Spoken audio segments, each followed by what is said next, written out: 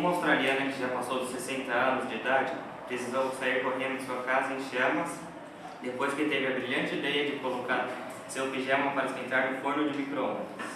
Janet Warden, que mora em Bridgewater, Austrália, queria aquecer o seu pijama antes de dormir e resolveu colocá-lo no micro-ondas por alguns minutos, em volta de 8h15. Qual foi o resultado? Ela esquentou não só o pijama, mas sim a casa inteira, a casa toda. Os bombeiros só conseguiram acabar com o fogo depois das 21 horas. Felizmente, ninguém ficou ferido. A senhora Gaga só conseguiu escapar do fogo por causa dos vizinhos, que ajudaram a sair de casa. Ela disse à polícia que estava tentando aquecer seu pijama no micro-ondas quando a explosão aconteceu.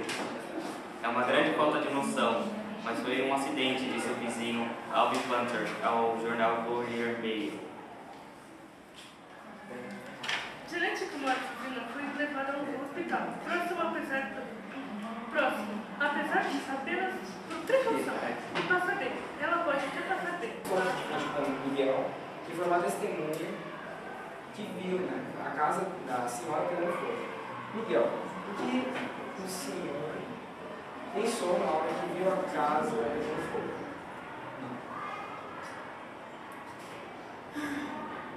O que o senhor fez